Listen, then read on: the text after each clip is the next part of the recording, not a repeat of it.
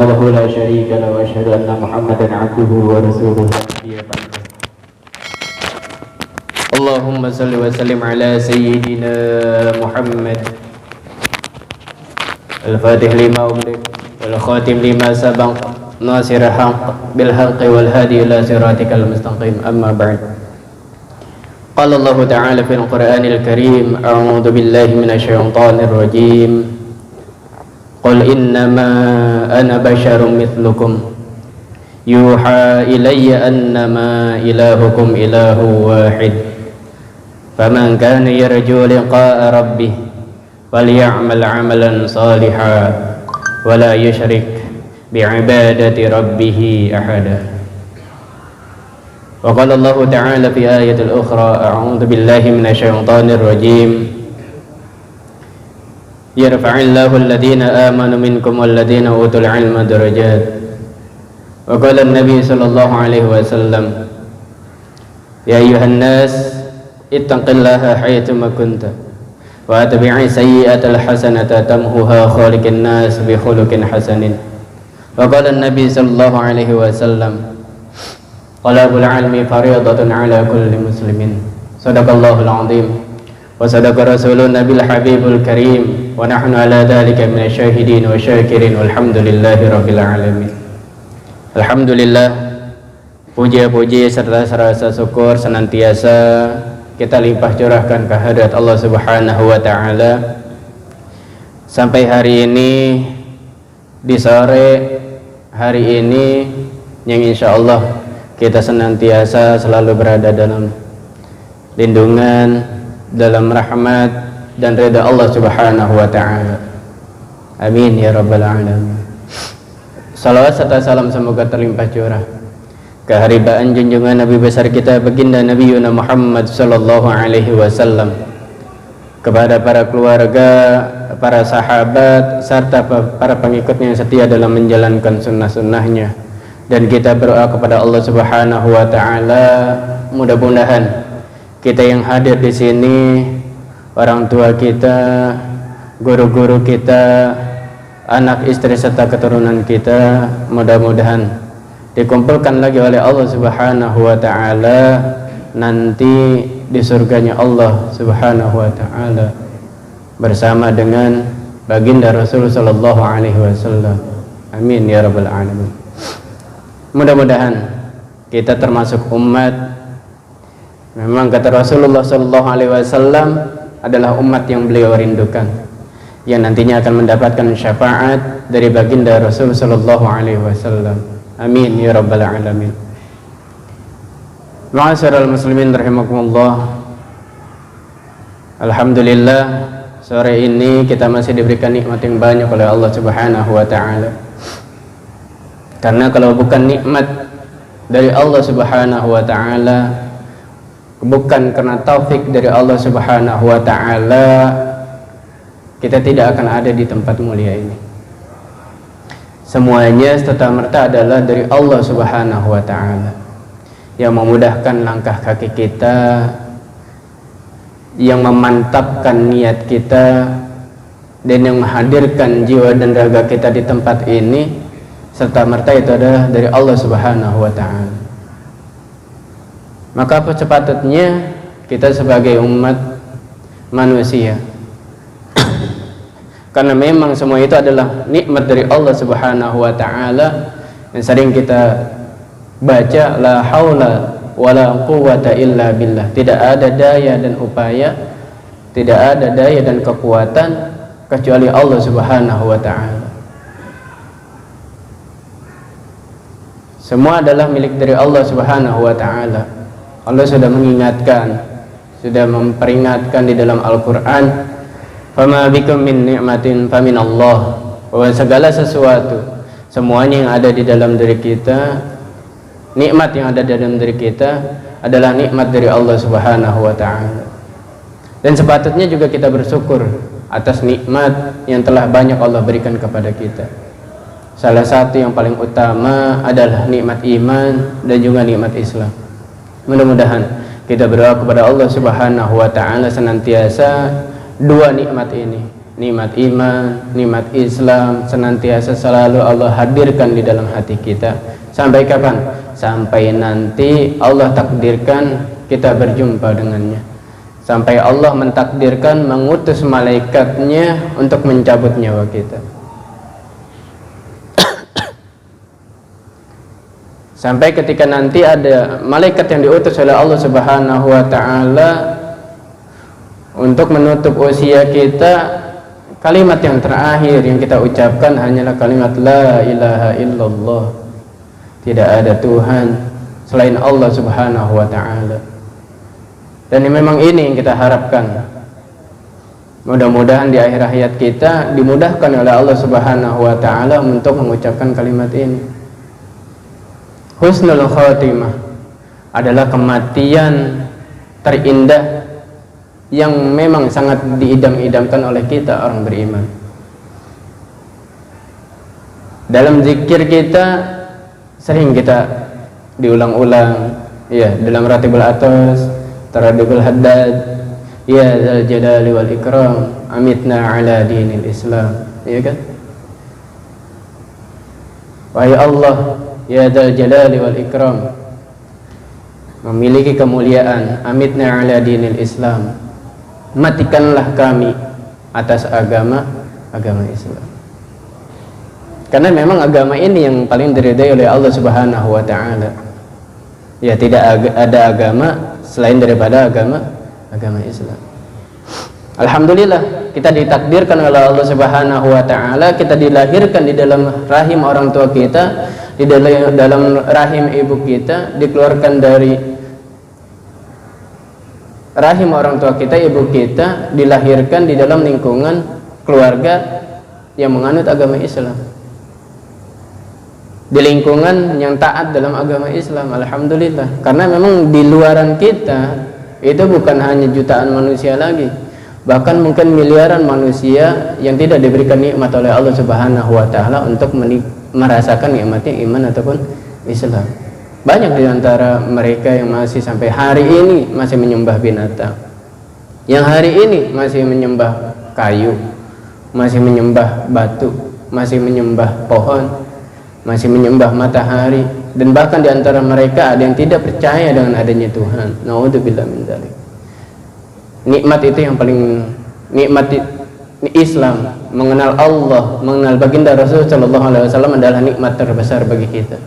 Alhamdulillahirabbil alamin. Kayaknya mudah-mudahan nikmat ini senantiasa selalu Allah hadirkan di dalam diri kita. Sampai nanti, sekali lagi sampai nanti kita dipertemukan oleh Allah Subhanahu wa taala. Ma'asyiral muslimin rahimakumullah. Alhamdulillah, sore ini kita masih diberikan nikmat yang banyak oleh Allah Subhanahu wa taala. Kita sedikit mengingat bagaimana begitu besarnya cintaan baginda Rasul sallallahu alaihi wasallam, bagaimana sebegitu cintanya keluarga Rasul sallallahu alaihi wasallam kepada kita umatnya.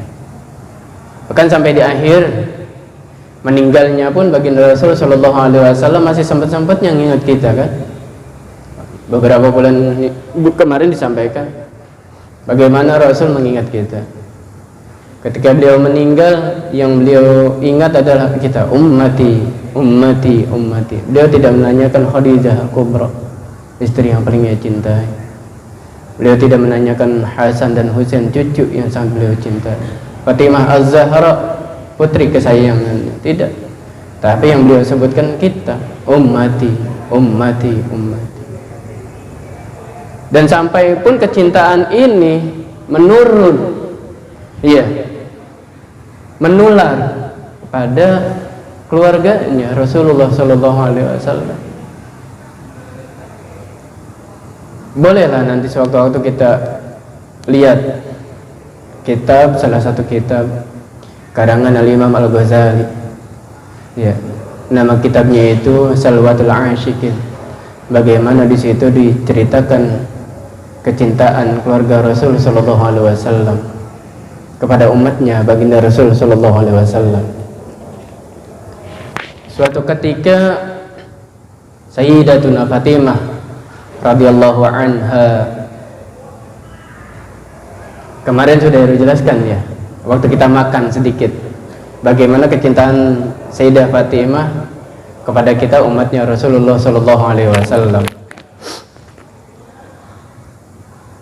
Seperti biasa, seperti hari-hari biasanya, bagaimana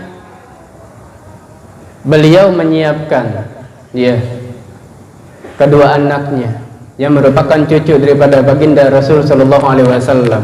Siapa? Pak Hasan dan Husain.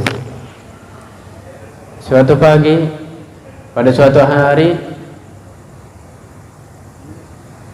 Sayyidatuna Fatimah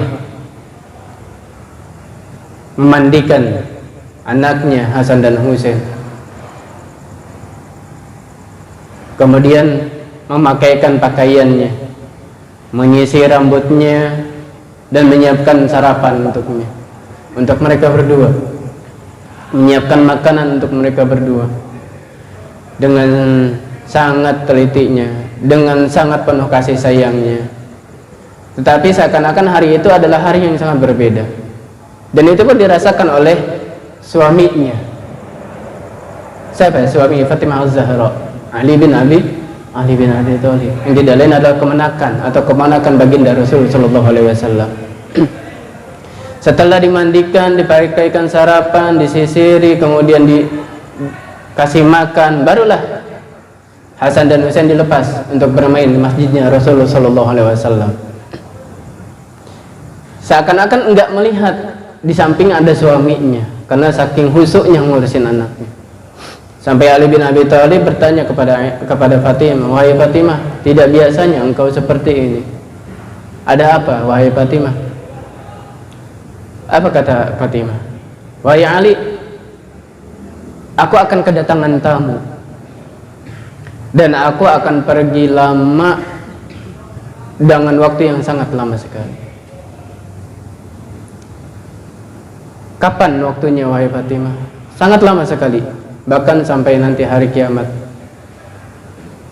Tahu apa yang dimaksud dengan perkataan Sayyidah Fatimah Az-Zahra, sehingga suaminya ini menghampiri Fatimah Az-Zahra,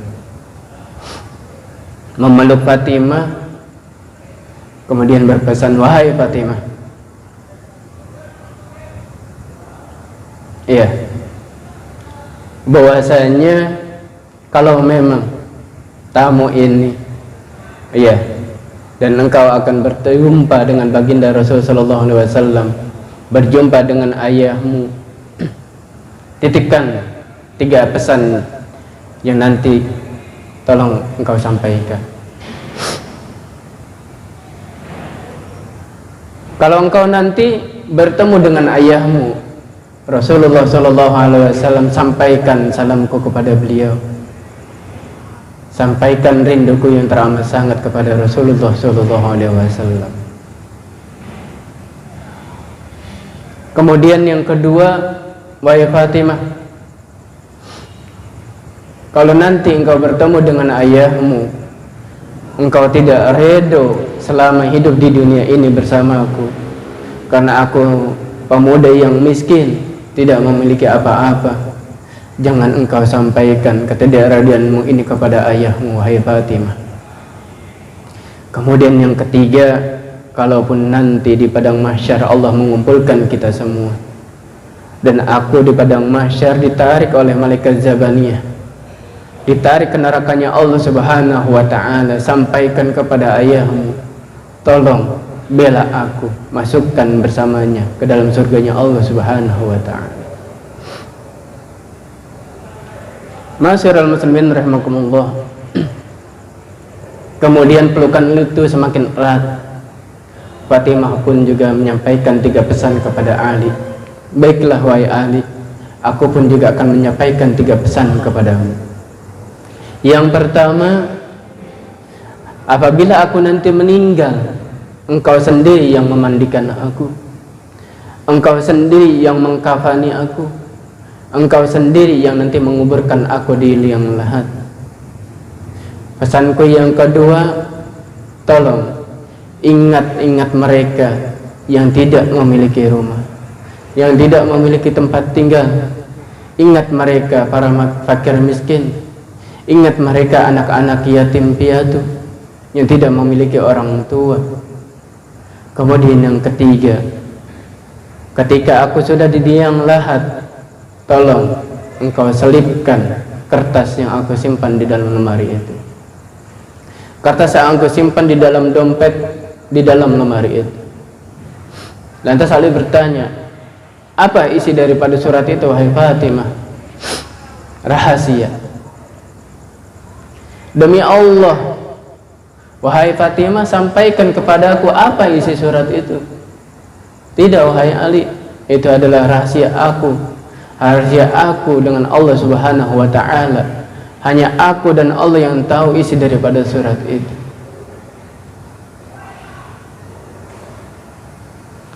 Ma'asyiral muslimin rahimakumullah.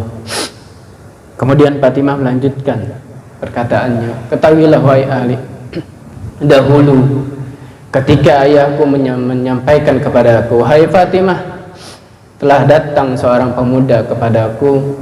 Pemuda ini adalah Ali bin Abi Thalib, hendak melamarmu dengan membawa mahar 400 dirham. Apakah engkau menerima lamaran tersebut? Apa jawab Fatimah? Wahai ayahku, raditu aliyan walam arda bimahar. Aku ridho dengan Ali, tapi tidak dengan maharnya. Perempuan sekelas aku, putri manusia yang paling dimuliakan di dunia ini, putri baginda Rasul sallallahu alaihi wasallam, putri Muhammad Rasulullah sallallahu alaihi wasallam, hanya dikasih mahar 400 dirham. Aku tidak reda wahai ayah. Lalu datanglah Jibril dan menyampaikan kepada baginda Rasul sallallahu alaihi wasallam, wahai Muhammad, sampaikan kepada Fatimah surga yang terbaik dan segala isinya Allah siapkan sebagai maharnya Ali, sebagai pernikahan kalian dengan Ali, pernikahan kamu dengan Ali. Walam ardo, saya enggak redo, saya enggak redo. 400 dirham ditolak, surga terbaik dan beserta isinya yang Allah siapkan sebagai mahar juga ditolak oleh Sayyidina Fatimah. Sampai kebingungan tuh. Iya, Rasulullah bingung, Jibril juga bingung. Maka kata Jibril, sampaikan wahai Rasulullah apa yang dia mau. Apa kata Fatimah? Aku hanya ingin bagaimana ayahku nanti memberikan syafaat pada umatnya. Surga yang terbaik yang Allah siapkan ditolak, cuma pengen bagaimana ayahnya itu Rasulullah SAW bisa memberikan syafaat kepada umatnya. Kenapa sampai sebegininya wahai Fatimah? Kenapa ini yang engkau mau? Wahai ayahku, memang ini yang setiap hari engkau pikirkan, setiap saat, setiap waktu. Engkau tidak pernah tidur nyenyak. Engkau pikirkan hanya umatmu, enggak ada yang lain. Aku sebagai anak ingin berbakti kepadamu. Salah satu caranya seperti ini. Mudah-mudahan ini sebagai baktiku kepadamu. Aku tidak rela, aku tidak sampai hati melihat engkau setiap harinya terus memikirkan umatmu. Lalu malaikat Jibril memberikan kepada Rasulullah SAW secari kertas. Yang ini, nanti kertas ini wahai Ali, ketika di padang mahsyar nanti aku akan sampaikan kepada Allah Subhanahu wa ta'ala, wahai Allah, ini maharku yang dulu engkau janjikan sebagai pernikahan aku dengan Ali. Berikan kepada ayahku agar bisa memberikan syafaat kepada umatnya. Ma'asyiral muslimin rahimakumullah. Begitu besar kecintaan Rasulullah dan menular kepada keluarganya, kepada Sayyidina Fatimah Az-Zahra. Kemudian di bulan ini juga, di bulan Muharram ya. Sekarang tanggal 18 Muharram. Ya. Dan di bulan ini ada yang namanya hari Asyura ya. Yang dimana hari Asyura itu adalah peristiwa yang sangat memilukan. Bagaimana ya mereka orang-orang munafik membunuh cucu baginda Rasul sallallahu alaihi wasallam, Husain bin Ali radhiyallahu anhu, pada peristiwa Karbala. Pada peristiwa itu Husain hanya ditemani oleh Ali Zainal Abidin. Di hadapan dia dikelilingi, sudah dikepung oleh sekitar 3.000 orang yang dipimpin oleh Yazid bin Muawiyah. Di depannya 3.000 orang yang sudah siap menghunuskan pedang, yang siap ini melihat dari Allah untuk memerangi Sayyidina Husain bin Ali. Ya. Ketika melihat beliau dikepung 3.000 orang, tidak gentar sedikit pun yang ada di dalam hati Sayyidina Husain. Beliau keluar dari tendanya, beliau menghunuskan pedangnya, beliau keluarkan pisaunya dan siap menghadapi mereka. Tetapi ketika beliau menghunuskan pedangnya, beliau menangis. Melihat saudaranya menangis, Zainab kemudian berlari keluar dari kemahnya, menghampiri Husain, kemudian mengatakan, "Wahai Husain, kenapa engkau menangis? Engkau adalah cucu Rasulullah sallallahu alaihi wasallam. Engkau adalah anaknya Ali radhiyallahu anhu. Engkau takut menghadapi pedang-pedang mereka. Engkau takut menghadapi tombak-tombak mereka. Engkau takut dengan jumlah mereka yang banyak." Apa kata Sayyidina Husain? "Tidak, wahai adikku. Tidak sedikit pun aku takut terhadap mereka. Tapi aku takutkan yang membuat aku menangis, bagaimana di muka-muka mereka Allah Subhanahu wa taala menampakkan api neraka bagi mereka. Karena mereka memerangi aku, cucu Rasulullah sallallahu alaihi wasallam. Itu yang membuatku sedih. Mereka akan ditempatkan di nerakanya Allah Subhanahu wa taala. Enggak ada rasa takut kematian pada diriku. Karena semalam datukku Rasulullah sallallahu alaihi wasallam, aku bermimpi bertemu dengan beliau. Beliau menyampaikan salam kepada aku dan juga menyampaikan kepada aku, "Wahai Husain, sudah waktunya nak engkau berbuka denganku. Ayo kita pulang." Kerinduanku kepada datukku, kepada kakekku Rasulullah sallallahu alaihi wasallam, aku tidak takut sedikit pun dengan kematian, karena kematian itu adalah sesuatu yang pasti. Tapi yang aku sedihkan, Allah Subhanahu wa taala menampakkan api neraka di wajah-wajah mereka. Sampai pada peristiwa Karbala itu kan, bagaimana Sayyidina Husain ya dipanah lehernya, kemudian beliau terjatuh merangkak mencari air karena kehausan, sehingga sampai akhirnya leher beliau pun ditebas. Bahkan ada suatu cerita mengatakan kepala beliau pun dijadikan bola mainan. Naudzubillah min dzalik. Nasrul muslimin rahimakumullah. Dari peristiwa ini kita tahu, kita lihat bagaimana Rasulullah sallallahu alaihi wasallam sangat mencintai kita. Bagaimana Fatimah, putri daripada Rasulullah sallallahu alaihi wasallam, sangat mencintai kita.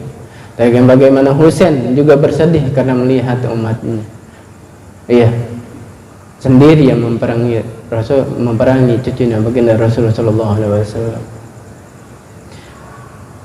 Apa yang dapat kita petik daripada peristiwa ini? Bagaimana jangan sampai kita pun mengikuti kepada mereka yang sangat membenci baginda Rasulullah sallallahu alaihi wasallam dan juga keturunan Rasulullah sallallahu alaihi wasallam. Karena suatu ketika iblis pernah didatangkan oleh Allah Subhanahu wa taala untuk menghadap baginda Rasul sallallahu alaihi wasallam. Rasulullah tadinya acuh, enggak mau. Sampai akhirnya Jibril kemudian menyampaikan kepada Rasulullah, "Wahai Muhammad, tidak didatangkan iblis di hadapan para nabi dan rasul, iya, kecuali mereka untuk menjerumuskan agar ingkar kepada Allah Subhanahu wa taala. Hanya terkecuali kepadamu. Dia datang kepadamu dengan sangat keterpaksaan. Maka dengan datangnya dia, silakan, apa yang mau engkau tanya di hadapannya." Apa yang Rasulullah tanya pada iblis? "Wahai iblis," karena kalau iblis tidak menjawab apa yang ditanyakan oleh baginda Rasul sallallahu alaihi wasallam, maka kelebihan dia akan dicabut oleh Allah Subhanahu wa taala. Kalau dia berbohong apa yang ditanyakan oleh baginda Rasul sallallahu alaihi wasallam, nikmat yang sampai Allah berikan sampai hari kiamat akan dicabut oleh Allah Subhanahu wa taala. Salah satunya apa? Diberikan umur yang panjang sampai nanti hari kiamat. Kemudian apa? Iblis bisa masuk ke dalam hati manusia. Silakan engkau tanyakan, "Wahai iblis, aku ingin bertanya kepadamu, siapa manusia yang paling engkau benci?" "Wahai Muhammad, engkaulah adalah manusia yang paling aku benci. Engkau dan keturunanmu adalah manusia yang paling aku benci. Engkau dan para ulama yang mewarisimu adalah orang yang paling aku benci." Maka kalau naudzubillah min dzalik, kalau kita benci kepada zuriyah Rasulullah sallallahu alaihi wasallam, benci kepada keturunan Rasulullah sallallahu alaihi wasallam, kita masih saudaranya iblis, berarti temannya iblis. Karena iblis aja benci sama nabi dan keturunan nabi. Apa yang melatar belakangi kita, naudzubillah min dzalik, sampai membenci keturunan Rasulullah sallallahu alaihi wasallam? Mereka ada yang mengatakan nggak ada keturunan Rasul itu. Ada kelompok yang mengatakan seperti itu. Lalu Imam Mahdi dari mana lahirnya? Iya kan? Rasul sendiri yang bilang, Imam Mahdi itu dari keturunanku. Ya, Imam Mahdi itu adalah namanya seperti namaku, nama bapaknya seperti nama bapakku. Berarti kan zuriyah Rasul, keturunan Rasul. Nah, kalau mereka mengatakan sekarang udah nggak ada keturunan Rasul, kan udah habis dulu. Hasan Hussein udah pada meninggal, salah. Dulu Zainal Abidin kan masih ada, Ali Zainal Abidin, keturunan dari, iya kan? Imam Mahdi itu kan masih zuriyah Rasul. Iya. Makanya sangat salah bagi mereka yang mengatakan keturunan Rasul itu sekarang nggak ada. Habib itu bukan keturunan Rasul, para Habib itu bukan keturunan Rasul. Salah. Mereka itu ada zuriyah Rasulullah sallallahu alaihi wasallam. Iya. Makanya kita naudzubillah min dzalik, sedih ngeliatnya. Iya kan? Para habaib di penjara, para habaib di, ya, naudzubillah min dzalik, jangan sampai ya kita mengikuti pola pikir mereka. Karena apa? Media sudah dimiliki oleh mereka, media sudah diuasai oleh mereka. Iya kan? Alhamdulillah nih beberapa bulan ini ada berita besar kan, Habib Rizik alhamdulillah sudah bebas. Hari ini pun Habib Bahar bin Smith sudah bebas, alhamdulillah gitu. Dan memang iya, orang-orang yang membenci keturunan Rasulullah sallallahu alaihi wasallam pada waktunya nanti juga akan merasakan akibatnya. Iya, gitu. Bagaimana dulu kita ingat banget peristiwa beberapa tahun yang lalu kan, mengkreditkan keturunan Rasulullah sallallahu alaihi wasallam, rezim ini gitu. Bagaimana pembubaran organisasi beliau, aset-asetnya dibekukan, rekening-rekeningnya dibekukan, keluarganya. Jangan sampai kita juga seperti itu. Mudah-mudahan ya kita termasuk ke dalam orang. Karena kata Rasulullah, man ahabbani fahuwa mu'min. Barang siapa yang mencintai aku, mencintai keturunanku, mereka termasuk ke dalam orang-orang mukmin. Dan barang siapa yang membenciku dan yang membenci keturunanku, mereka adalah orang-orang munafik. Jangan sampai kita termasuk ke dalam yang kedua, yang membenci keturunan baginda Rasulullah sallallahu alaihi wasallam. Naudzubillah min dzalik. Terus bagaimana agar kita nanti di akhirat, di padang mahsyar nanti mendapatkan syafaatul ujmah dari baginda Rasul sallallahu alaihi wasallam? Insyaallah banyak caranya, dengan mengikuti ajaran-ajaran baginda Rasul sallallahu alaihi wasallam. Memperbanyak sholawat kepada baginda Rasul sallallahu alaihi wasallam. Itu ya salah satu cara kita ya agar kita bisa lebih cintai baginda Rasul sallallahu alaihi wasallam. Mudah-mudahan Allah Subhanahu wa taala terus memberikan kepada kita, berikan kepada keluarga kita bagaimana kita terus mencintai baginda Rasul sallallahu alaihi wasallam. Karena dari kecil kita sudah sangat diajarkan oleh orang tua kita bagaimana kita harus mengenal Allah, mengenal Rasulullah sallallahu alaihi wasallam. Bagaimana kita diajarkan mengenal anak-anak baginda Rasul sallallahu alaihi wasallam. Ya kan? Bagaimana masa kecilnya Rasulullah, kemudian sampai diasuh oleh Halimah As-Sa'diyah gitu. Bagaimana Rasulullah sallallahu alaihi wasallam juga diajak berdagang oleh pamannya, ketemu seorang pendeta. Iya. Terus beranjak dewasa bagaimana Rasul ikut perang pertama kalinya, kemudian menerima wahyu, dan sampai meninggalnya pun kita diperdengarkan terus bagaimana kisah hidup baginda Rasul sallallahu alaihi wasallam. Makanya enggak heran kalau Rasulullah dalam sebuah hadisnya rindu kepada kita. Mudah-mudahan kepada kita, mudah-mudahan, amin ya rabbal alamin. Karena kata Rasul, aku rindu kepada saudara-saudaraku. Tapi sahabat bertanya, siapa saudara-saudaramu? Kami saudara-saudaramu wahai Rasul. Bukan, kalian itu sahabat-sahabatku, kata Rasul.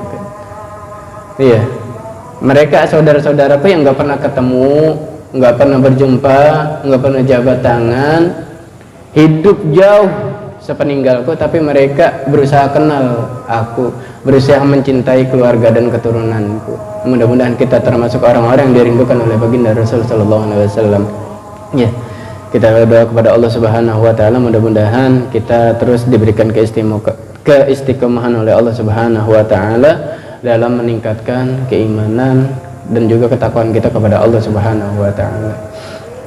Kita tutup dengan baca hamdalah dan kafaratul majlis. Alhamdulillahirabbil alamin. Subhanakallahumma wa bihamdika asyhadu an la ilaha illa anta astaghfiruka wa atubu ilaik. Assalamualaikum warahmatullahi wabarakatuh.